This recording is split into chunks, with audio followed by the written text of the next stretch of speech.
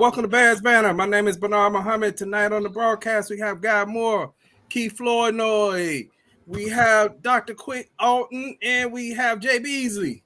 Yo. All right. Hey, what's going on? How y'all doing tonight? Great. Happy New Year. Happy Better New than Year, last everybody. week. Right. Last week? Yeah. Man. I was embarrassed to be in my own house last week, man. Well, yeah. Hey, you converted to an offensive player last week. If I could have, might as well. You know, tonight we have a special guest on tonight for Football 101. Jason Williams, who played in NFL for 6 years. Jason had said something a few weeks ago on social media, and I said, "Oh man, we haven't had Jason on since the first season." And he was talking about he still cut corners, since he played football. And when I saw that post, I was like, "Dude, I just stopped juking frontage a few years ago." Because every now and then you be like, Right. Hey Jay, what about you? What you got? Hey, same thing. I could be at work. And I see something. I be like, just trying to make a move. To get out the way. And it ain't even trying to get me. It's just, it's just innate nature, man. It's just innate nature, man. It's one thing I can tell people. If you played the game, whether you played it in high school, college, or I didn't get a chance to play at the NFL level, but it's just something in you that keep you moving. So yeah, so I can admit to that. I sidestep some stuff at work and be like, chop my feet like foot fight, as my coach used to say, foot fight. There you go. I say, watch out there, young boy. Watch out now. Right. Hey, Plank. Right. How many times if you watch boxing or watch a martial arts tournament, somebody throw a punch or something, you just be sitting there and you just start doing this. Start moving, start doing just it's just like, but hey, no, I always had the idea that if somebody can pick up their foot and kick you in the face before you can get your hands up, you need to be kicked in the face. Yeah, it's reaction. Hey, what about even you? When I'm watching, You got anything that you still do since you stopped playing football? Yeah, I stopped. Almost 50. Y'all talk about quick movements and stuff. Y'all, all right, keep on. They're quick in your mind. Right. But see, Mike, you're a ref, so you still be out there on the field. So it's easy. It's a little easier for you. You know what I do now? It is a little easier Take for the you. remote and be like this. Man, y'all see that move? The refs got to be a little quick because people. Right. Exactly. Hey, Plank, I'm sorry, come back in. He had two. He actually had two monitors on, and I was like, okay, one don't show nothing, and the other one shows out. So see, we talked about that right before we went live. What happened? Hey, you know what? No, that's the two monitors you must got. Okay, I got Quick be repping them gangs and sorry about that, back Plank. to a weird twice. and he's standing there and just accidentally boom. Oh, dang, man, I'm sorry. I didn't mean to hit you in the flat like that, man. Hey, I seen that happen before a couple years ago when a kid was running at a ref and the ref threw his elbow out and knocked the kid down. Hey, it's like unnecessary roughness. So I want to bring Jason Williams on to the show. Hey, welcome, Jason. How you doing? I'm good, man. What's up? What's up, sir? What's up, sir? Watch us on Facebook and YouTube and Twitch TV. Right down at the bottom of the screen, you'll be able to see Jason's bio. Jason was drafted in the 3rd round. I believe it was 69 overall. Right first. Hold on. Is that right? Yeah, it's close enough. We got it. Okay.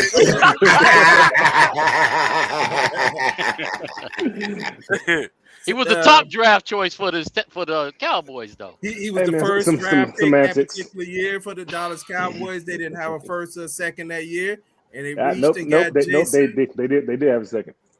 Did they? Okay, well, Jason was the second one that year. Yep. They had a second round pick. They traded it back. Okay. They want to take somebody. They wasn't there. They traded back and got 2 more, and then took me. Okay. Dude, you was running. You at 6'1", 240, run a 4.44. I agree with everything you say. Man, I'm in my car. I'm speeding in my truck, and he knocking on my window like, dude. It's like, okay. I'm intimidated by this brother on the video cam. You're supposed to lift the weights, not eat them. Right. Don't concern yourself with my diet, sir. Okay. Hey, I just seen Jason punk people out of eating food. Like, what you finna do with them donuts? Like that big dude with the cigarette. Nothing. Like that big swole bodybuilder that be walking up to people to eat the donut. Talking about Indio Champ. Yeah, man. Hey man, I'm just trying to promote a healthy lifestyle. That's it, man. Trying to say y'all from yourselves. Hey, I know that's right. Hey, Jason, I want to start off with something that's going to show you a video, and if you could give us a little narrative of what happened here. Hold on, let's bring this up. All right, let's go to the other one first. Jason, like, what you got? I'm honored, Jason. I'm not trying to be again. I'm honored. Oh no, you ain't gonna never be ambushed. I'm honored. I'm honored just to have you here. I'm honored just to have you on the show, bro. I'm honored just to have you on the show, man. Young lady who hey, looks man, like I'm a telling guy. everybody else I'm civilian, man. Looks like a lady. What you got, Nutty? We got right here. It's spooling. There we go. Hold on. Let's go ahead. Oh, the block heard around the world. Hey. She said the block heard around the world. Hold on, let's play that again. Hopefully we can get some volume on this. Hold on. What's the sound at?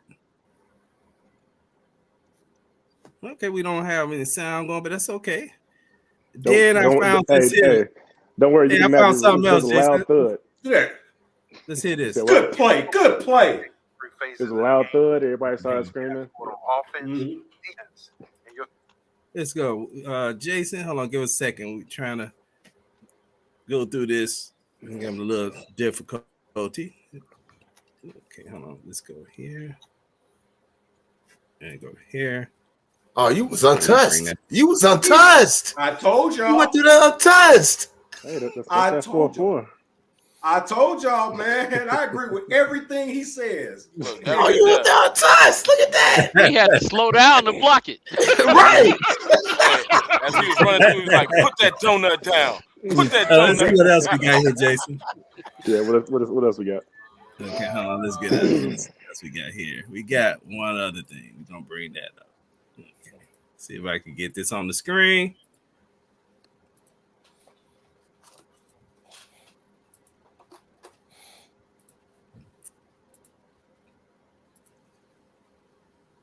I almost cried doing this interview. Hopefully, it'll give us some sound. Jason, as they say, it takes a village. And in football, it takes all three phases of the game. Today, you guys scored on offense, defense, and your special another big touchdown.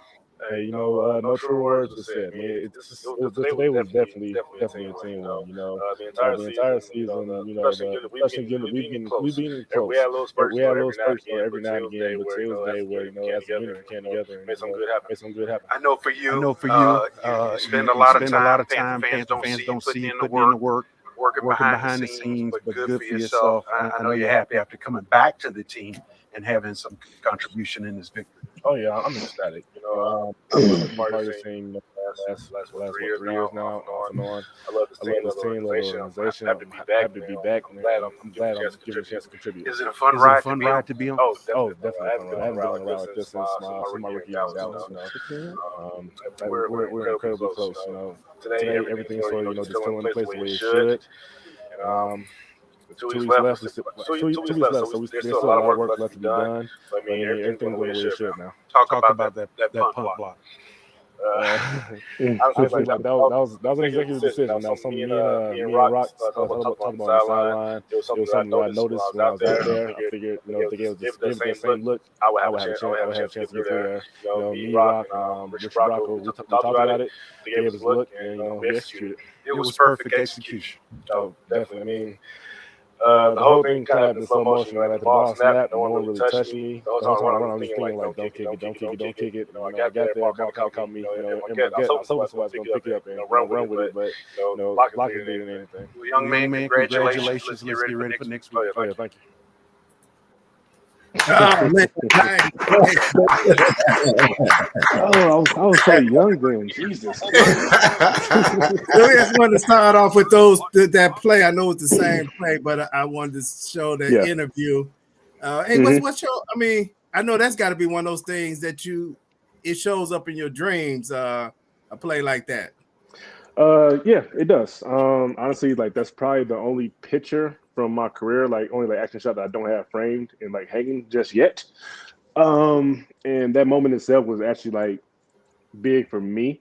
So actually doing that interview, I was trying everything not to cry because I had just got back with the team. I think maybe a week or two prior to the game, and a week or so prior to that, my mom had just passed. So. So pretty much like after that, so after the game, that's the only thing I was thinking about because she came to every home game. Every time I had a game, she was there for everyone. So like getting through that game, getting through that moment, like that was huge for me. Okay. Hey, thank you for sharing that with us, Jason. No problem. You know, I was looking at your background. I mean, actually, I met Jason just as he was about to do, I believe, a workout in 2009, and he was talking about he had good prospect that he may end up being drafted in the NFL. That's when I first met Jason, and I was like, man, good luck, man. So I was just like, man, I had never had a conversation with a person just as they was about to be drafted, right? Be drafted, right? He was about to get in the draft, coming from a school like Western Illinois. So I'm like, man, I'm gonna watch this guy's career and see see where it goes. But Jason, before we get into the defensive terminology, we know you was on the show a year ago, so I don't want to ask the same questions. But yeah, man, y'all forgot about me. No. Hey, what was the transition like in high school? You were playing quarterback and safety, and then in college they converted you to linebacker. I mean, what was that transition like? Honestly, it was pretty fluid. So started playing Pop Warner when I was like 5, right? So between age of 5 and 18, I literally played every position on the ball on both sides of the ball at one point or another. So when I got to DuSable, the quarterback that they had was more of a running back, and they wanted me to play running back, but I was a better quarterback than he was. So we just switched and basically ran option my entire junior year. Then we ran spread my whole senior year, so I actually threw the ball a lot more in my senior year. Then when we got to when we got to Western wasn't at that time they weren't they were already full at quarterback, I believe. So when they brought me in, they actually brought me in as an athlete because they didn't know where they wanted to play me. On my visit, they had me there I was actually paired up with the running back coach. At the end of my visit, he asked me what position I wanted to play. I'm like, well, y'all got me paired up with the running back coach. I'm gonna put 2 and 2 together. I'm gonna assume y'all want me to play running back. So went ahead and played running back my first year. So that's kind of how that happened. Redshirted my first year. Then after that season was over, we had graduated, I think, 8 or 9 seniors from defense, something like that. So defense took a real big hit, and they needed more bodies over there. So, of course, I'm the first one to raise my hand because I want to get on the field, and I was already playing behind, on the field, right? Yeah, I was already playing behind like four running backs, and I played safety all through high school. Like, okay, cool, I'll do that. So, went to safety, played my first year there. Honestly, wasn't the best year. They realized I wasn't like that. They realized I wasn't as fluid that far off the ball. So the following year, that's when they moved me into the box. And honestly, I wasn't even playing linebacker. I was playing a position that they kind of made up, but they called it linebacker. But it allowed me like to move more freely and make more plays like within that space, as opposed to like being that far from the ball and that far away from the action. So it was really a fluid transition. I've always been the type where I'm coachable and like I have no problem doing like what's best for the team. And I feel like me going on safety at that point was the best thing for the team. And then they want to move me again. Like, all right, cool, he's going to move. I'm gonna do this. So wherever you put me out, I'm still gonna play the way I'm gonna play. But if you think this is the best, then I'm gonna do that. Okay. Hey, guy, you mentioned something offline. Can you bring it up?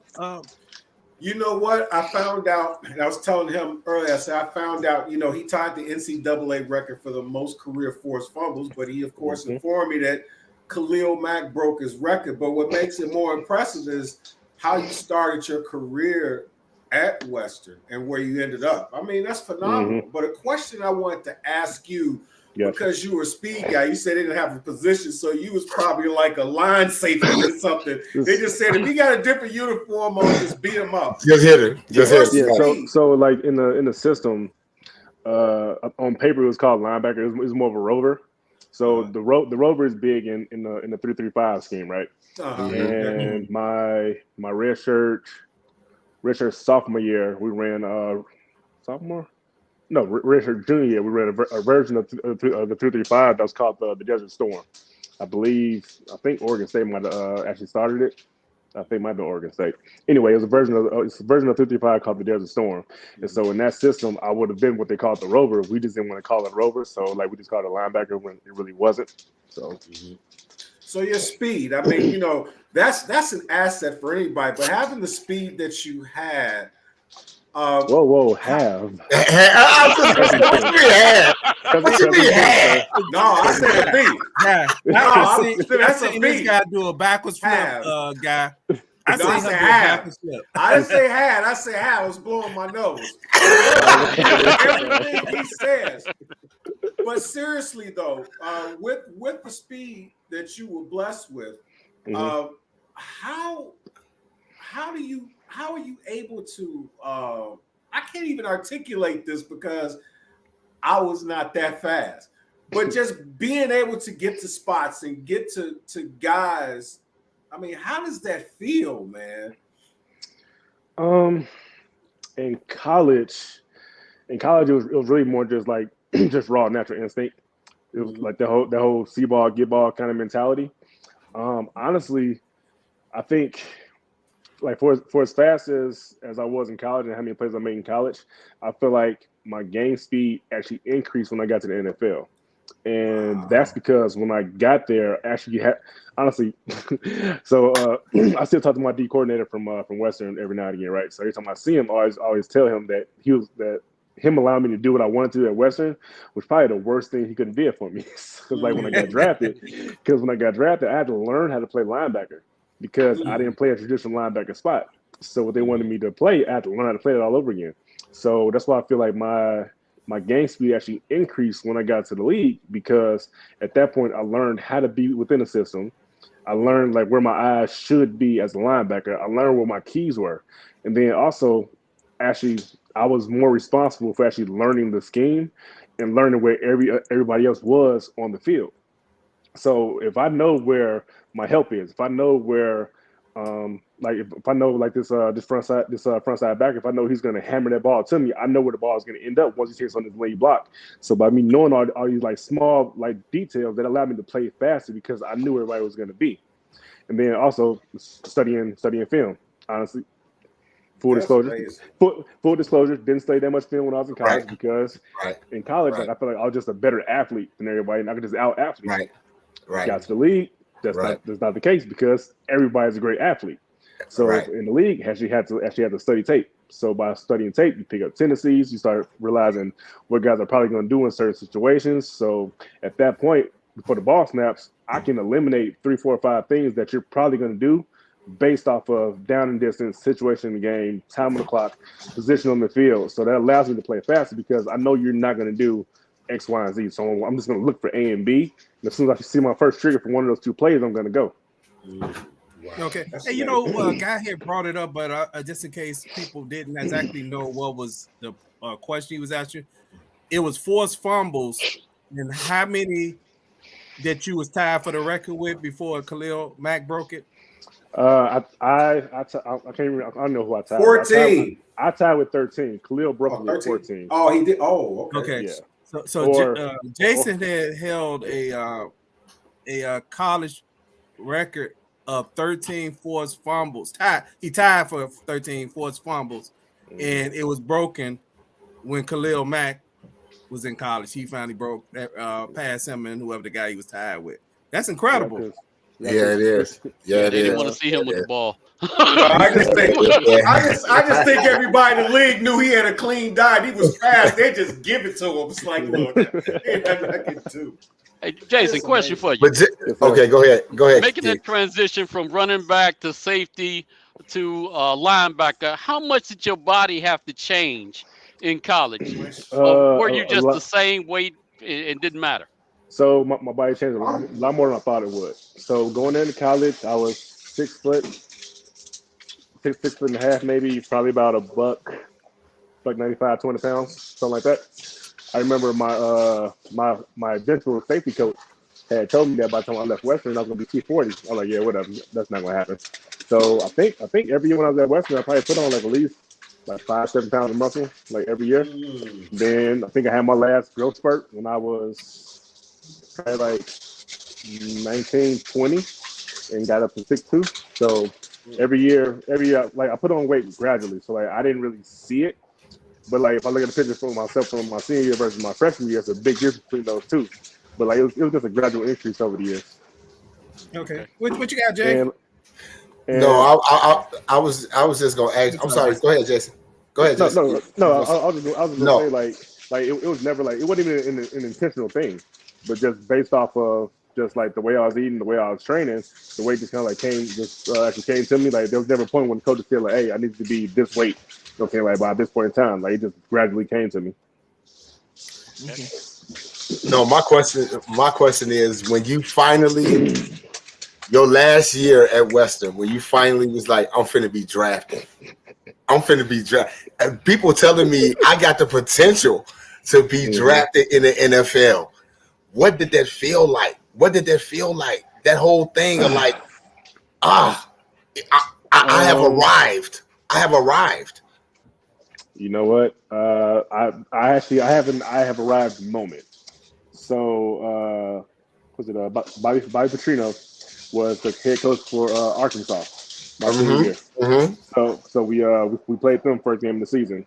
I think going into my senior year, like I always knew that there was buzz about me, like possibly getting drafted and stuff like that. But like I didn't pay too much attention to it because I think in the back of my mind, like I'm like they say you can get drafted, but you're still at Western Illinois. So let's kind of like bring it down a little bit, but like we haven't gotten there yet. But I think it's a possibility. So it could happen, but let's not bank on that happening because of where you are.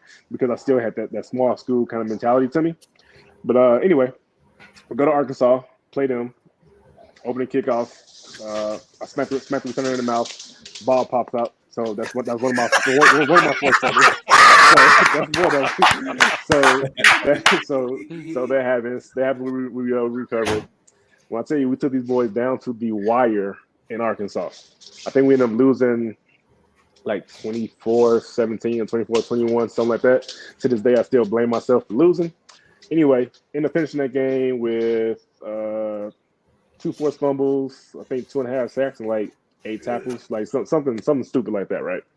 So when games end, normally the 2 head coaches would come to center field, shake hands. Petrino came straight to me before he went to go see Coach. Hey, came to me, shook my hand, told me, "Hey son, I can't wait to see you playing on Sundays next year." Like that was my I have arrived moment.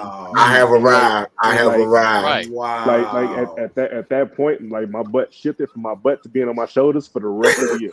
For the rest of the season. Couldn't tell me nothing. Yeah. Couldn't tell me nothing. Yeah. But you know, I have one more question. When you transition from college to the pros, how much of a difference was the speed for you as far as the game itself? Tremendous. So touch back on what I said earlier. So I was so used to just out athleting people when I was in college. I'm assuming I was going to do the same thing in the NFL. In the NFL. Another one of the moments was training camp my rookie year. We were we were in full pads, so it had to be OTAs. We're in OTAs. I'm at this point. I'm playing. I was playing the Mo linebacker in the 3-4, which is the weak side backer, right? Yeah. So they run a toss to the strong side. So I see the toss, I take off, I beat line straight to the sideline. the way they ran their toss versus our 3-4 front, the center snaps and the center actually pulls and ends up becoming one of the lead blockers. When I tell you this 300-pound center pulled and got around the corner before I got to the corner and threw me about 17 yards out of bounds. Like, oh, okay, these guys aren't slouches. All right, because apparently all the big guys can move too. So it was a huge difference. Then like I think the main reason, well, one reason why the game is so much faster is just because you get all the best athletes, right? So all the top athletes in the world all on field at the same time. Then also like there's that mental aspect when kind of like I said earlier, when you can eliminate a lot of possibilities like pre-snap, you can play so much faster. Then offense has the advantage because they know where they're going. Defense, you gotta play so much faster because like 60% of the time you're running backwards. Like we don't run forward that often. So majority of the time you're running backwards, like reading stuff on the fly. So being able to eliminate everything pre-snap and actually like dissecting stuff like during snap because you guess wrong, you have to move so much faster. Okay. Yeah. So, hey, that's what we're going to kind of start at when we start this pre-snap stuff when we get to the terminology. What you got, Plank? Yeah, speaking of that, I noticed watching a couple of pro football games over the years that a lot of the players don't wear traditional pads like you wore coming up. Your thigh pads, cups, whatever. I'm sure that makes you faster, but it also puts you. It doesn't. It doesn't. It's a mental thing. A cup. Okay. All right. So you're talking about a coffee cup. If you think about it, like a regular, let's say like Pee Wee thigh pad. Pee Wee thigh pad ain't gonna be about maybe like that thick. It'll probably weigh maybe 6-8 ounces, something like that. So like it's not a lot of weight. It's a lot of material that actually like covers the leg. But there's not a lot of weight to this. So that little bit of weight isn't going to change how you feel. But like as a player, you feel like if I'm wearing less, I can move more freely and I can be faster. It's not true, but that's how you feel. Like it's a mental thing. Like mentally, I feel like I can move, I can go, and you know what I'm saying, like I'd be a lot quicker. I can move, I can get my hips open, like all that type of stuff. That's not what actually happens. Honestly, it's more of a look than anything else. You know what I'm saying? Like you want to look clean. You want to look tough. You want to look like you don't care if somebody hit me in my legs. Yes, I do care if you hit me in my legs. Right. But I want you to think that I don't care. Right. Jim Brown, because we always got the body pass either. Jim Brown didn't wear thigh pass or hip pass. Who? Yeah. Jim Brown did not wear thigh pass and knee pass. All Jim Brown wore were hip pads. He was his own pass. So that's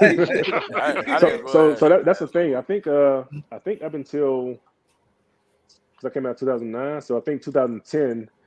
2010 was when they actually made it mandatory for players to wear knee pads and thigh pads. So before that, you didn't have to wear anything you didn't want to aside from shoulder pads and helmet. Like that was it. Right, because it was one of those things. It was one of those things where you was just trying to be cute. I was a wide receiver. I was just trying to be as cute as I could. I was trying to be as cute as I could. I remember at Western. Right. So Western, like being in college, like the rule was you had to wear all your pads all the time. So what we did, so coming in training camp, all the players get in, you pick it's a big bin, you pick out all your pads, pick out your thigh pads, your knee pads, hip pads, all this stuff, whatever. So we pick all that stuff out, immediately go to your lockers, get out them scissors, get to cutting all them pads down. So on game day when the ref look, if there's something on my thigh that's not my thigh, that's a pad. I don't care how big it is. You said I gotta have something covering my thigh. It's on my thigh. We good. Ding ding. I wore shells, man. I cut the. Yep. I wore the shell, the inside. Yeah, we did. Inside. Yeah, I cut all that stuff up, and my knee pads. Yep. Cut that joint in half. Like that big. Yeah. All they did was cover the cap. Hey, man, they just covered the cap. It's gonna hurt if you get hit anyway. No, we're gonna get to defense terminology in the next 5 minutes or so. Hold on, so I'm gonna make it worse. So even with the knee pads wasn't nothing like a little oval. So we put that in our pants and then roll our pants over our knee. So there's no right.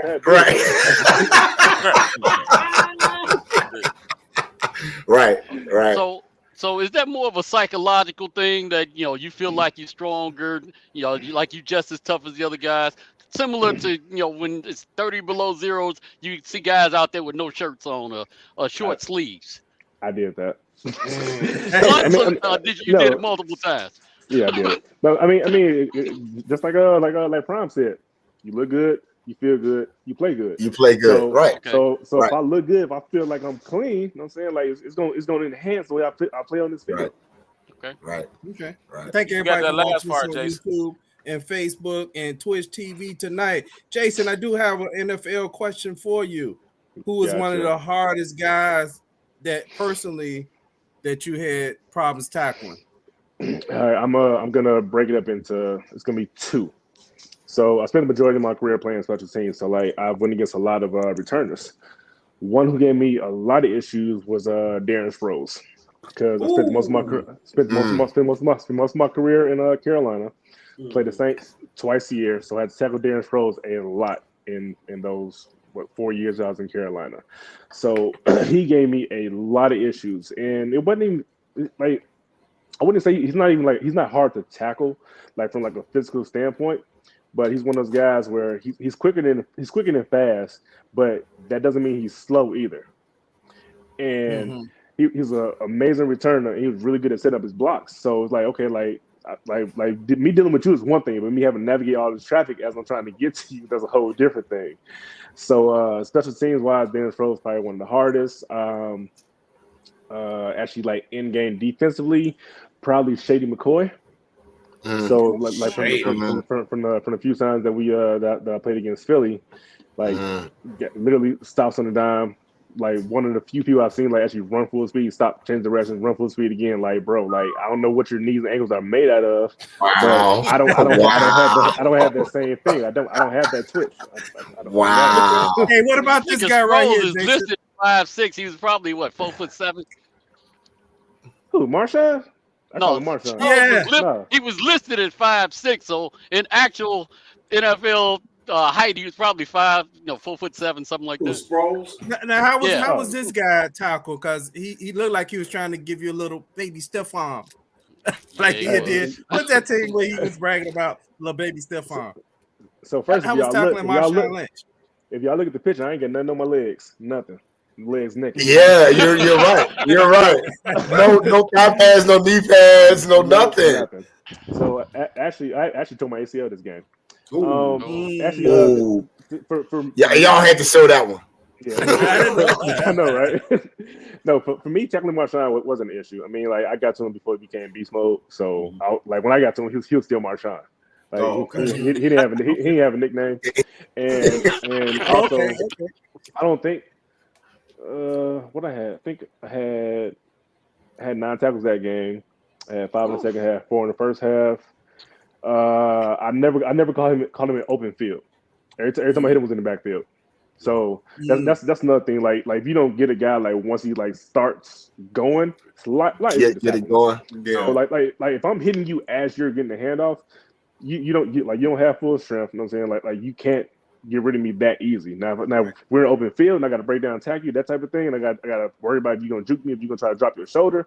That's something different. But in for this one, I never caught him in the open field. Just hit him in the backfield. Okay, his last picture. It looked like this is a playoff photo. Ooh, the boy looks I believe y'all was about to play the San Francisco 49ers. I think y'all was about to play the 49ers, and this was y'all was coming up the tunnel or something. Okay. Yeah. So this was actually one of the. So I think that's who was that behind me? That was 30. Oh, let me bring that back up. Can't remember who that was behind me. Oh, that's 38. That's he was a rookie that year. I can't remember his name. Thomas Davis next to me. That's Luke Kuechly in front of me. Captain Munderland. That's Captain Munderland. That's Captain Munderland. Yeah. So the you played game with is Steve tough. Smith too, right? I did play with Smitty. I love Smitty. That's one of my favorite players ever. One of my favorite players ever too. One of my favorite human beings ever. Love Smitty.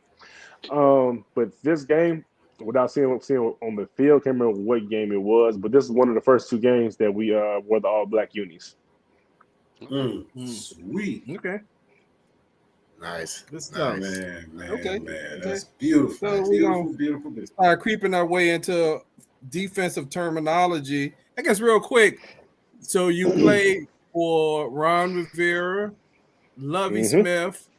Yep. Yeah, because Lovie was in Tampa when you went to Tampa, right? Lovie. Yep, he was in Tampa. Yep, he was in Tampa. Yeah, that was his first year back in the NFL, right? After he had from the Bears. He was there only about a year or 2. I think that was his second year. I think. Second year, okay. Yeah. What was it like playing for Ron Rivera and Lovie Smith? You call him Ron, I call him Chico. All right, that's what I call him. Okay, Chico. Chico. We call There you go. There you go. That's what's up. There you go. Call him Yeah. Riverboat Ron. We call him No, Riverboat yeah. Ron, right? Yeah, no, Chico. Riverboat Ron. Chico is my guy. So I got with Chico. That was the start of my third year. So he had took over after Coach Fox had got fired. So going into it, like me and him, like I feel like we like clicked right off the bat. Just both being not both being from Chicago. Me being from Chicago, and him being with the Bears for so long. So that whole Chicago thing kind of bonded us in the beginning. I remember that same first year, I think it was either Christmas or Thanksgiving. One of those two, he actually invited me to his house because he knew I was in town, and I ain't had nobody. So I ended up having dinner with him and his family, either Christmas or Thanksgiving. I can't remember which one of those it was. But like he and I, like we spent a lot of time talking just about football and just about life in general, like outside of like the practice field. So a lot of times, like in the hallway, I catch him. We strike up a conversation.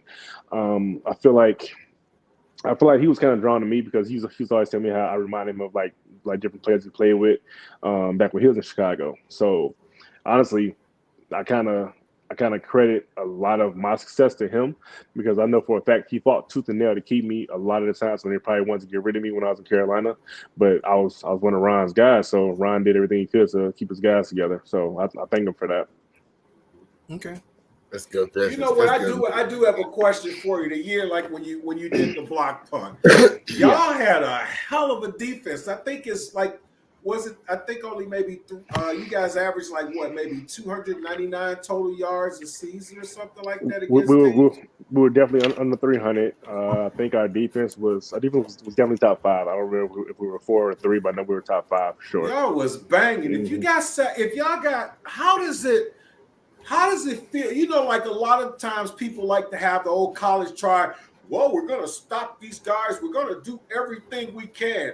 But to know you got some dogs with you, and it's not about you stopping them. It's how bad y'all going to make them look. How does that feel, just knowing you stepping up in the box, knowing that ain't nobody really got a chance to run the ball on us, and we killing them if they pass? Honestly, like that's my mentality doing training camp. Like going into that year, like that year we might have had the most fights. I remember being a part of doing training camp, and like guys were really out there like going at it every day, and like it's kind of like the old saying, like iron sharpens iron. And so like we realized that like if we didn't change like our culture like as a team, and like what we wanted to do like on the field, like nobody's going to change it for us.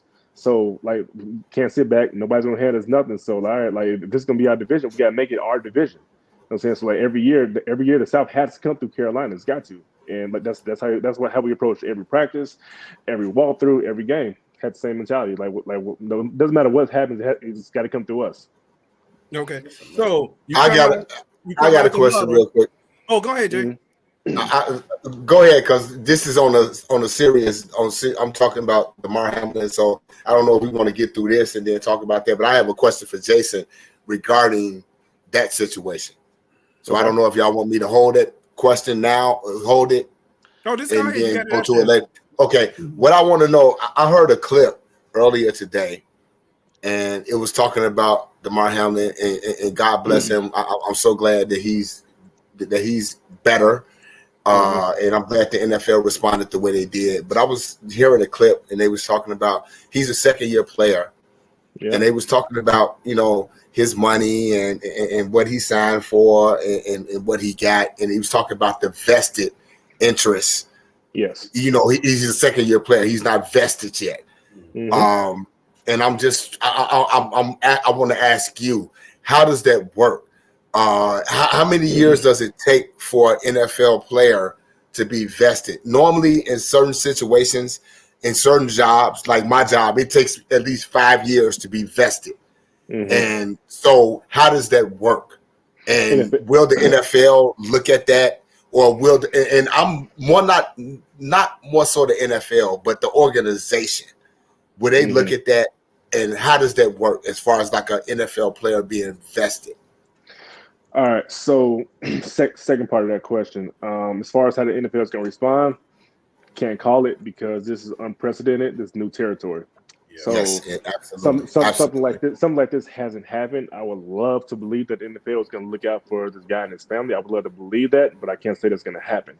In terms of being vested, you have to accrue three and a third seasons. So you got to have three fully accredited seasons plus 3 games or something like that. They brought it down from, I think it used to be, I think before I got drafted, I think it might have been 5. Might have been 5 years, I think. Either 5 or 6. Might have been like 5 or 6 years before I got drafted. Then 2010, going into the 2011 season, was when they did the new CBA. And with the new CBA, that was one of the things they did. They brought the vested down to 3 and a third because at that point, I think the average NFL career might have been like right at like 4 years. 4 years. So they brought the vested down like below whatever the average career was. So now, unless something else has changed since I've been out, it should be 3 and a third. Once you reach 3 and a third, you're a fully vested player. Okay. So you mentioned I'm film vested. study. I'm good. So you're good. 6 years, yeah. All right. All right. You're good. You mentioned film study as far as studying film, and so the offense is in the huddle, the defense in the huddle, and this is going to bring us to football 1-on-1. You break the huddle, they break the huddle, and they get in formation. Okay. Now you see what play they're going to run. A lot of times the people who haven't played football, they may not realize how intricate those details are. You really don't know what play they're about to run until they get into formation. So, since you said y'all ran a 3-4? 3-3-5? No. So college was modified 3-3-5. Dallas, we ran a 3-4. Carolina, we ran a 4-3. Tampa, we ran a 4-3. So I heard you mention gap assignments. Yes. What are gap assignments and how many gaps are there? So in a traditional gapped out defense, so by gapped out, I mean, so if we're gapped out, that means that there's 8 guys in the box. So with those 8 guys, we can account for each one of these gaps. So typically a gap is going to start. So center's going to be here. Both sides of the center is going to be the A gaps. Both sides of the guards going to be the B gaps. Both sides of the tackle is going to be the C gaps. Anything outside that's going to be the D gap. You can get an E gap by alignment, but it doesn't happen often. Typically, it'll go just as far as the D. So pretty much, you'll have 8 guys in the box to account for those 8 gaps on the offensive side. Okay, and do those letters start from the center? Is the A in the middle of the field, or how does it work? So with the center being right in the middle, the A gap will be on both sides of him. So like it's still A and B going both ways. On both sides, right? Yeah. So it's not like you count from left to right or something like that. Center's here, so you got AA, BB, CC, DD, EE. Okay. And that's really like calling like a strong side or a weak side. Nope, that's not. So no, okay. No. So strong side and weak side are actually going to depend on a few different factors. The main thing it's going to depend on is the play call. So whatever the defense has called, that's going to dictate where we're going to say the strength is. So depending on what play we're running, we might not set the strength to whatever the traditional strength might be based off of what we're running. So, but typically, if you want to set the strength usually goes to the tight end because the tight end is going to add an extra gap. And so he's going to unbalance the line. So let's say they come out in the I formation. So that means you got 2 running backs in the backfield, 1 tight end, 2 wide receivers. So with the offensive line, you have 1 center, 2 guards, 2 tackles. At that point, the line is even. Once you add that tight end, that's an extra body. So now that becomes a strength. So if he comes out to the defensive left, we're going to say a strong left. Comes out to the defensive right, we're going to say a strong right. Then you can take it a step further. Let's say it's third down. Now we're in nickel or we're in dime, something like that. The strength can change based off of because like now the strength is probably going to shift to whatever the passing strength is as opposed to whatever the running strength is. So they come out in 11 personnel, we call it a 2x2 set. That means you have 2 receivers on one side, 2 receivers on the other side. Now, if you have 2 receivers on the left side, but then you have a down tight end and a receiver on the right side. We're going to call the strength to the left side because that's the passing strength. So all that it all varies depending on what the call is, what the down is, where we are on the field. So there's a lot of different variables that go into it. They got to be accounted for, but typically the strength is going to go towards either whatever the running strength is or whatever the passing strength is. So as a will, like in a defense, as far as a will linebacker and say a passing situation, what are like the basic responsibilities? Typically, if we're in a 4-3, the will linebacker is considered the fast linebacker. He's the coverage linebacker. He's going to be on the weak side of the formation. If we're in a 3-4, the will is going to be the weak side outside backer. So like so that stand up DN guy. Mm-hmm. So he's going to be a speed rusher, but he's also going to be that guy that you're more likely to drop into coverage as opposed to that strong side linebacker. From a responsibility standpoint, that's going to vary depending on the scheme, but typically in like let's call it a 4-3, that weak side linebacker, he's going to be considered more of a coverage linebacker. He's going to be considered more of like the fast guy. So he's going to be over the top a lot. So pretty much anything that goes to the strong side, either the will or the Sam are gonna attack the line of scrimmage now, and the will is going to be like that free hitter coming over the top because typically he can get over top to make that play. But if we're in a 3-4, he's that backside defender. He's going to be more of like a boot contain type of guy. Okay. So if the runs away, he has to slow play everything, waiting for the cutback, waiting for the boot going back the other way. Good stuff. Okay. Well, I got it can go so much further than that. Okay. A question for you. Okay, I know a lot of times we watch football. You know, some of us played football when we were kids or whatever, and you have a base defense coming out. You know, defense getting in the huddle. They say we coming out with whatever the defense is. In the NFL, when you come out, you're surveying how the offense looks.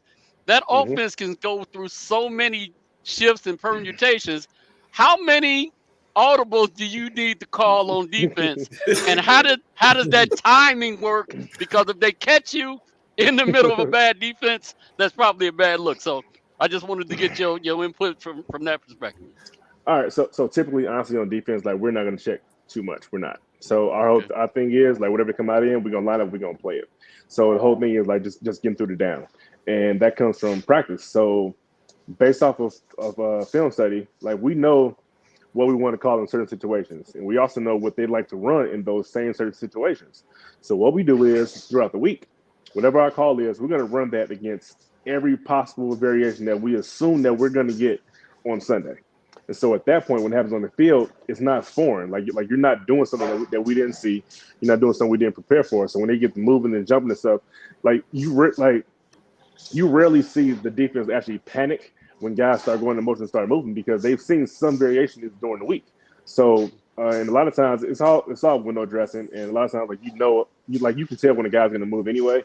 So a lot of the motion stuff is pretty much just for the offense to get an idea of what the defense is running.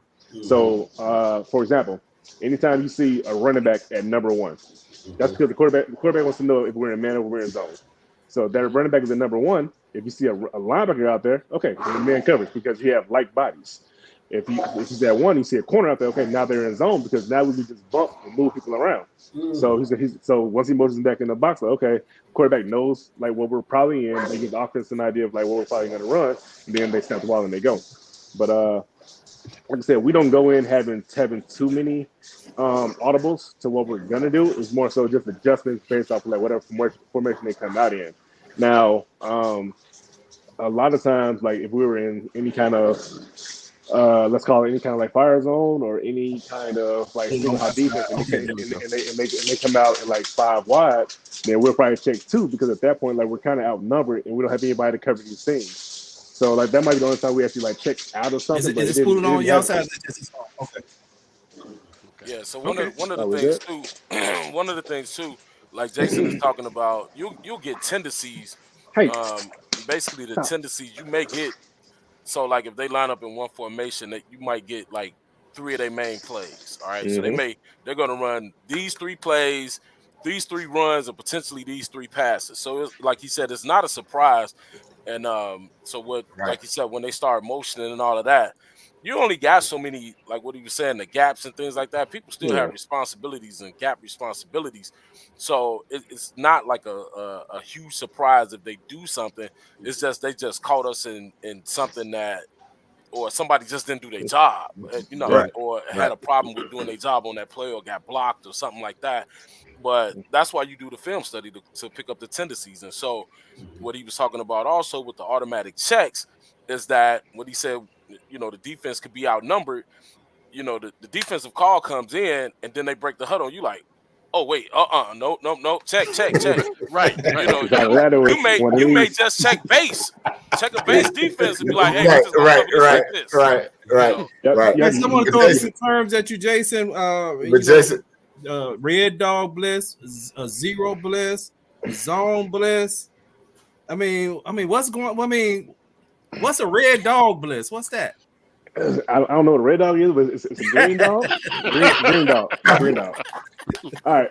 So same defense, different terminology. Yeah, I've never heard red dog, but I assume it's the same thing. So in a green dog blitz, that just means the defense is in cover one, and that essentially just means like you're just an add-on defender. So a green dog is typically going to be a linebacker because the linebacker is usually lined up on the running back. Could be a safety, but that doesn't happen too often. Essentially, all you're doing is like you're blitzing through your coverage. So if I'm a man and I have the tailback soft set up, right? Ball snaps. If he doesn't move, I'm gonna rush to him as opposed to me standing 7 yards off the ball and just covering grass. I'm just gonna run to him at that point because a lot of times the running back is basically checking to see if there's gonna be a blitz to see if he can free release. So basically, if I rush now, he has to stay in there because now I'm an added defender. And so what that does is they helps my back end out. Because like there's no more dump down, no more check down because I took the check down away by me rushing. Also, if I do happen to rush through him and he doesn't see me, I'm gonna hit the running back. I'm gonna hit the quarterback in the mouth because the running back vacated his responsibility. But Frank like that. I love that, man. It's essentially just an add-on blitz. Like I have this guy in coverage. There's no point in me standing here covering grass. I'm gonna rush through you. If you release, I'm either going to take you as you're releasing, or I'm going to keep going to the quarterback if I'm close enough and get a sack. Okay, so I'm assuming a zero blitz is right up the middle. No, so the 0 and 0 blitz that just means that there's no safety help. No safety help. Everybody coming. So what that means is. Typically, for an offensive formation, you have to have 5 eligible receivers. So that means I have 5 guys guarding their 5 guys. Everybody else is blitzing. So on another note, like a spy or a robber, is there a specific kind of quarterback that you guys would kind of implement that? Oh, don't steal my thunder! Don't steal my thunder, gang. I'm sorry. I got one for him. I got one for him. Honestly, like we try not to use it too often, just because it's either going to take away from the coverage or it's going to take away from the rush. One of those two. So we try not to do it. But if it's a quarterback that we know just loves to run, who's like hella frantic, or they do just a lot of like broken QB runs, broken QB plays, then we will do it. But like I said, like we don't like to, because at that level, I'm gonna assume that my guys are good enough to be able to contain this one guy. Get to the quarterback. I'm gonna assume that my D line is gonna have enough lane integrity to rush him without giving something up. I'm gonna assume that my zone defenders are gonna have their eyes in the right place and see him break contain and come up and make a play. I'm gonna assume all of those things. So if I don't like me as a D coordinator, if I don't have to have a robber, if I don't have to have a spy, I'm not gonna have one. So like whoever that guy was, either you're covering somebody or you're rushing, one of the two. I'm not gonna take one guy out of my defense and put him on one guy on their offense and just let everybody else like go through the play. I'm not gonna do that, because like that's I don't want to say it. No, like I don't want I don't want to say that means I don't trust my defense. If anything, it's a sign of respect for the opposition. Like, okay, like I know this guy can burn us if we let him, so I'm not gonna let him. Basically, like I'm not gonna get beat by this one guy. I'm not gonna do that. Like I get the philosophy behind it. Like I said, if I don't have to, I'm not gonna do it. Doesn't mean I'm not gonna do it. This means I would prefer not to if I didn't have to. Okay. But you Hey, can't you play come with the on, guy Jay. can. which leads me to my question. Go ahead. What you got?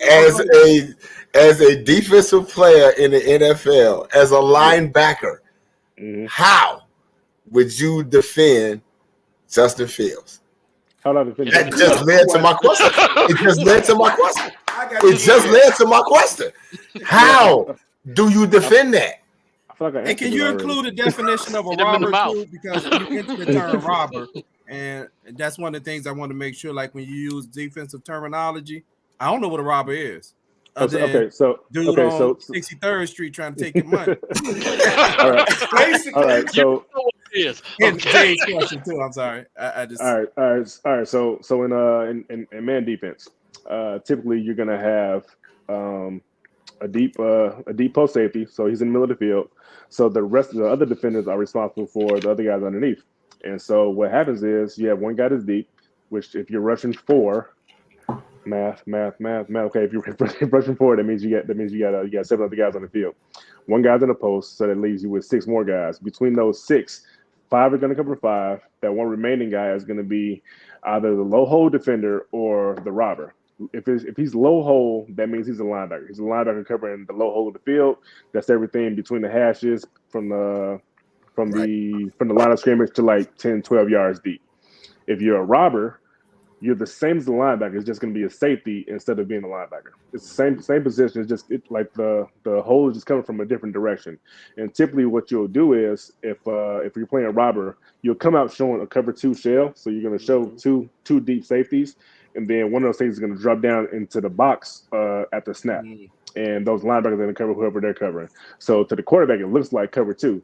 So whatever his pre-snap view, if he thought it was 2, once the ball snaps on the snap, it's not cover 2 anymore. and defending Justin Fields. Well, yeah, buddy. Now this guy can run a 4.4, so hey, he got some speed. Which is why I just want to know, how do you defend that? Okay, how do you defend that? All right, so I'm gonna go through the progression, right? So one I feel like I answered it already. If I don't have to take one guy and put him on that guy, I'm not gonna do it. But what happens is, from what I've seen with Justin, well, a lot of his big runs have come on man coverage. So if I'm a D coordinator, I'm gonna limit how much man coverage I run, because I want all 7 of these eyes on the quarterback at some point or another, right? Because if you're in man coverage, you're running with your back turned to the quarterback, you can't see anything. So once he gets past the line of scrimmage, he's out of there. Then also, I would like to think that my D line would be coached well enough to where they would have good lane security, lane discipline when they're rushing, to not allow a guy like him to get outside of the pocket, because that's where he wants to get. But like I said, but if you have to, then yeah, obviously you put a spine there, because he'll break the game if you let him break it. But even like in the run game, like the game evolves. So they put wrinkles in there based off of what they've done like in prior weeks. Like me and Nutty had a conversation offline one day about the Bears when they ran that toss play on 3rd and 1 or something like that. And I actually like the play, because I like Justin Fields' odds on the edge against the DB better than I like him running between the tackles. But this is just how the offense, how the NFL kind of evolves. There's gonna be a wrinkle every week. There's gonna be something to counter everything that you did the week prior. So again, it comes down to just being disciplined as a defense, reading your keys, and just executing like what you were supposed to execute during the week. So a lot of times, like when this guy is able to get out the pocket and break these 40, 50, 60 yard runs, it's because somebody got nosy. Somebody got nosy, or somebody read the wrong thing, right, or someone wasn't where they were supposed to be. So like even on the read option, typically on the read option, that DN is reading that mesh point. So if he gets nosy and sticks his head a little too far in, he's gonna pull it. Okay, if you know you're not gonna catch Justin Fields at the edge, don't get nosy. Just play your position. Do what you're supposed to do. So, I mean, like I said, like I would like to assume that my guys would be coached well enough to actually be disciplined in their rush and disciplined in their coverage, so we wouldn't have that issue. You know, it's not like Jason didn't play against Michael Vick and in that era at the same time. So it's not like, They've never seen a quarterback like him. That was gonna be my next point. This isn't anything new. Like I share a locker room with Vic. Right. So Right. me and Vic was in Philly together. So Right. it started with the Warren Moons.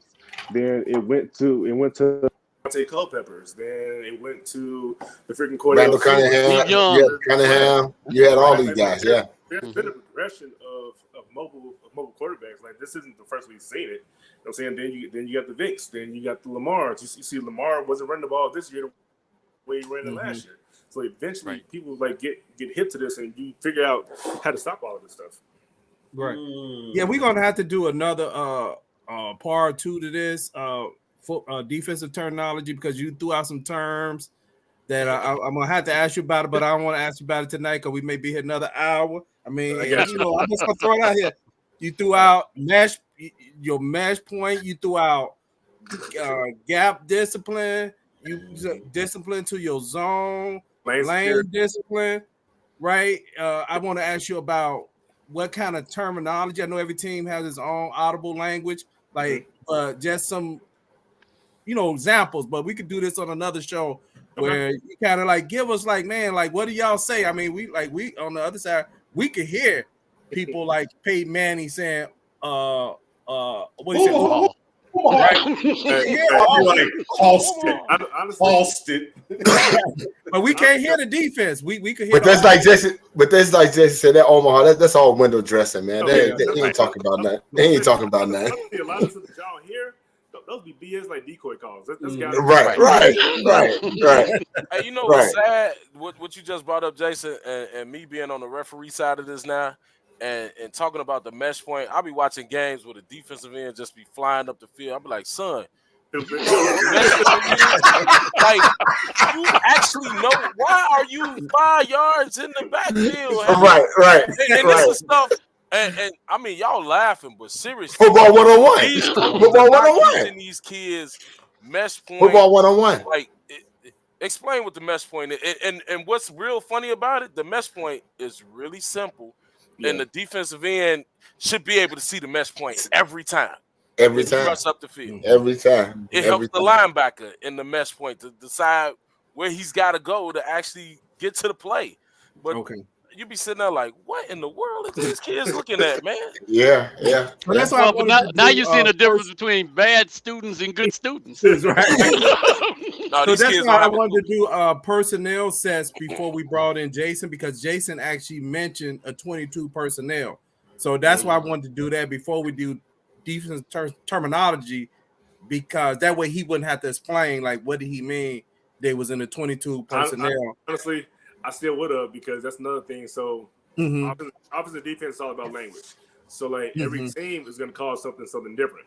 So traditionally 11, 10, 12, 22, those are all the personnel sets by numbers. I've been on some teams where those same personnel sets had actual names like Zeus, Titan, Ace, Tank, stuff like that. So every team's going to call it something different. So chances are I still would probably have to explain whatever it was I was talking about. Yes, sir. Omaha State. Oh, it looked like we got something for what was that? What Christian's saying here? Yep, definitely simple. Yeah, but they're not teaching these kids the mesh point. You'd be like, what in the world are you looking at? But you know what, Jason, just real quick, the reason why I brought up the Robert and all that other stuff, because when Tampa Bay played in the Super Bowl and they beat Kansas City, we was out here fanboying at the defense, man, because something that you guys did, what they did that year, was it 2013? You guys didn't even blitz that much, but y'all had hella pressure. And when we saw what's my man's name? 45. Dean. White. Devin White. Yep, Devin White. Okay. Devin White went out and he was gonna fake out on the blitz, and he went in coverage, and Mahomes threw the ball, and it bounced off Cheetah's pads. I'm like, that's it. They rattled. It was nothing they could do with those dudes, man. See, that was the thing. So with them, the Bucs realized that their front seven was good enough to go toe to toe with Kansas City's front seven. And the thing that got Kansas City by so much that year is everybody was scared of Tyreek Hill. And so, but the thing is, and plus they had got burnt by him earlier that season. Mm-hmm. So it's 78 yards, I think. Then, but also like this plays a factor too. Also, freaking Kansas City went to the game limping because half the O-line was hurt. Yeah. So they gotta you gotta put that into the equation as well. But basically, I mean, honestly, the same way teams have been playing them last season and this season. So they realize that if I don't let you beat me over the top, you don't have enough inside this box to keep me from doing what I want to do. So if I don't have to worry about sending 5-6 guys at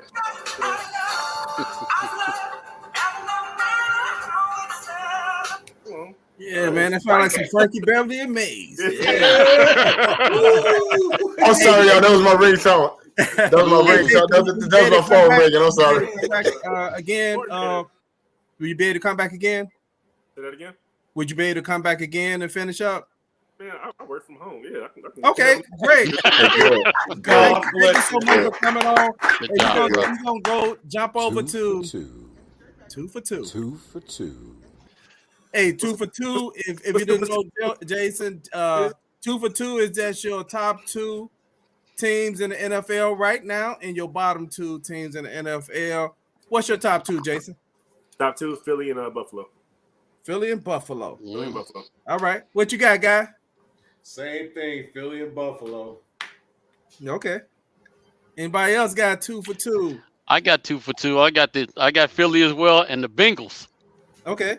My top 2 is KC and the Bengals. My top 2. Go ahead. I got KC and Buffalo, man. With everything going on in Buffalo right now, it's gonna be hard to count them out right now. They playing on a different. Oh man, it is. They on a different level, but I still got to take Philly. I still got to take Philly and Kansas City.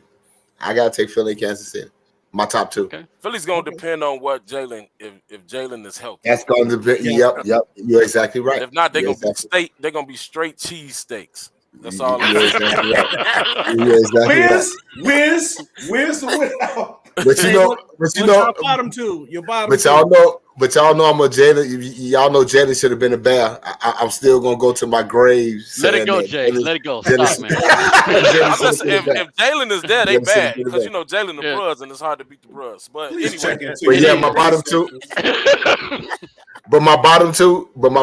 I'll start the bottom 2. My bottom 2 is the Texans and the Bears. Unfortunately. Okay. You said that a little too liberal. I was gonna say the Texans and my bottom 2 right now. Both conferences, Houston and Arizona. Arizona. Yeah. The little man. Arizona's down to what, the third string quarterback? Yeah. I think it's the fourth one they just started this year. Yeah, they bad. Yeah, they bad. Yeah, my bottom 2 are playing each other this weekend. I got the Texans and the Colts. Colts. That's gonna be a good one. Hey, you know what, Arizona? That's the only game I want to watch. That's the only game I want to watch. That's the only game I want to watch this week. Arizona called me for a one-day contract to be the quarterback, and the defense called me too and said we just go run cover 0 all day. I'll be able to find my own 5-yard line. They run the cover 0. My bottom 2 are the Bears and the Texans. And hey, quick, what are your bottom 2? I didn't get yours. Shoot, everybody.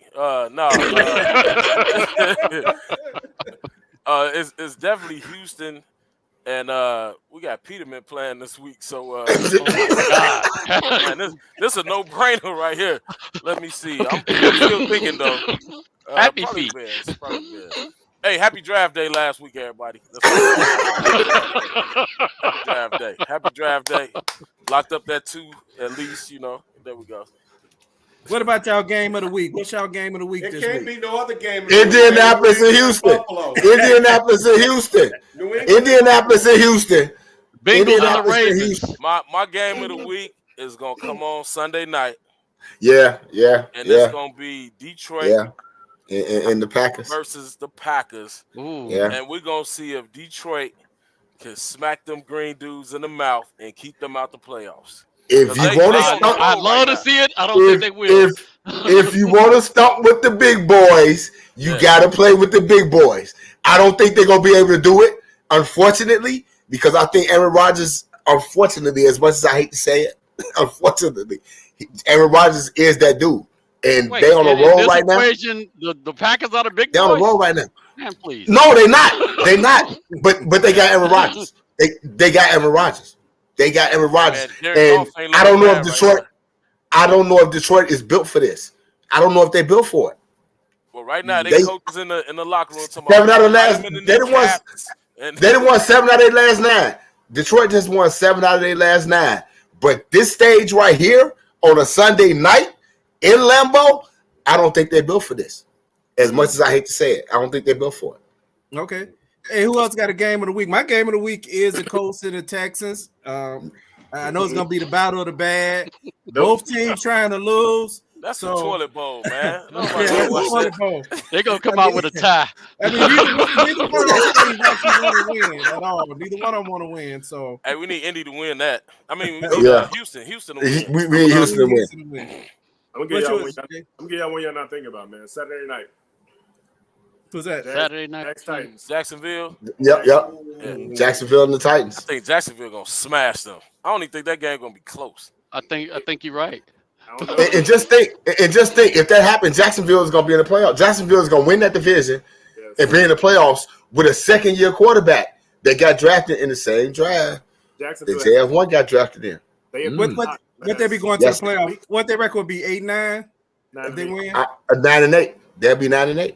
Okay, because they're 8-8 right now. Okay. So they rebuilt their team in the draft? Pretty much. Oh, yeah, absolutely. Yeah, absolutely. Right. Absolutely. You're exactly right. I'm sorry. I'm just asking. So somebody was trusting the process down in Jacksonville. Trust the process. Got rid of Urban Meyer with young chicks sitting on his lap, and then they just went straight for it. Okay? Yep. All right, cool. Yep, they got a real coach. Hey, man, Peterson ain't bad, man. He ain't bad. Hey, please hit the subscribe button if you're watching us on YouTube, and if you're watching us on Twitch TV, hit the subscribe button at the bottom of the screen. Push the button. Push the button. Seeing the Steelers come out 9-8. The Steelers are gonna beat the Browns. You're gonna have Tomlin still go his entire career without having a losing record. Man. Okay. So I know it's Bears. Anybody got the Bears winning this weekend? No. I do. No. 2-0. He's back. No. And as a matter of fact, we ain't said nothing about the Bears this whole show, but I'm so good with that. I'm so good with that. I don't play quarterback, man. Like I said, I don't even know. And let's give due respect. Y'all know I'm a Bears head. Happy birthday. Happy 100 to Virginia McCaskey. She just made 100 years old. God bless her. God bless her. 100 years old. Happy birthday to Virginia McCaskey. And but I'm still saying I don't know if I'm gonna go to the game Sunday because I'm like, Nathan Peterman. I don't know if I can do it. He might throw you the ball, man. He's throwing it. He might. He might. He wants to throw you the ball. He might. He just might. He just might. The ball without the Bears jersey on too. But yeah, I'm not picking the Bears. I'm not picking the Bears to win this game. I'm looking at Vikings got something to play for. Real quick, I'm just gonna say 35-10. Okay. Hey, who's gonna stick Justin Jefferson? Fair.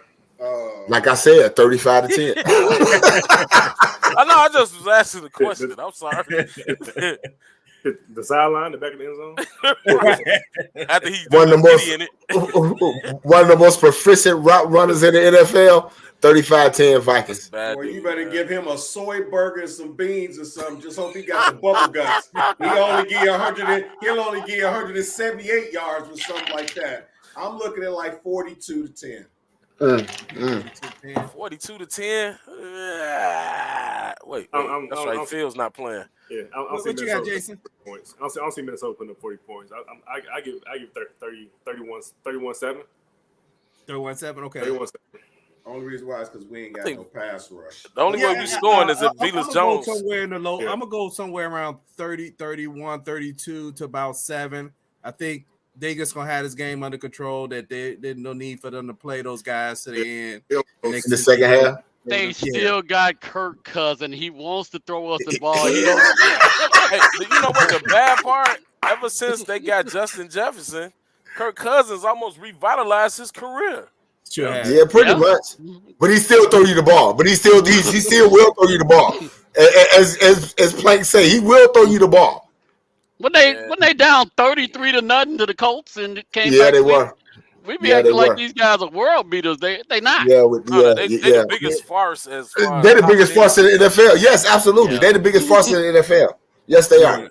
They are the biggest farce in the NFL. People done packed it in, and it's too many players that's not gonna play. It's too many players that's been put on injury reserve. So this is really just kind of like taking a look at some other guys because matter of fact, I think Jenkins been put on our he out? Yeah. If I'm in Minnesota, I'm getting at least 40 yards. I'm a running back. Because when I start seeing other jerseys, I ain't trying to juke. I'll just fall down. Hey, you can't be sliding like the quarterback, man. That's not good. I ain't sliding. The running back running be like, slide. Oh, slide to the left. I'm already short, so they can't see. Slide to the right. I'm like the very crisscross version of Darren Sproles. The only thing we got in common is you couldn't see us on the field. No, okay. Man. Hey, so I'd like to thank everybody who tuned in tonight for Bears Banner and to listen to Jason Williams, who did Football 101. Good job, Jason. Part 2. Jason had to leave, but thank you, Jason. Great job. Absolutely. Okay, so and on Tuesday we're gonna do the college football championship show to talk about what we saw in that. So Roll Tide. Say yes to tailgating. Cut it out. Yes to tailgating. Cut it out. Roll Tide. Yeah, cut it out. See you at the post game, and if you miss us on the post game, then you'll see us on Tuesday for the college show. All right, peace. Peace. Roll.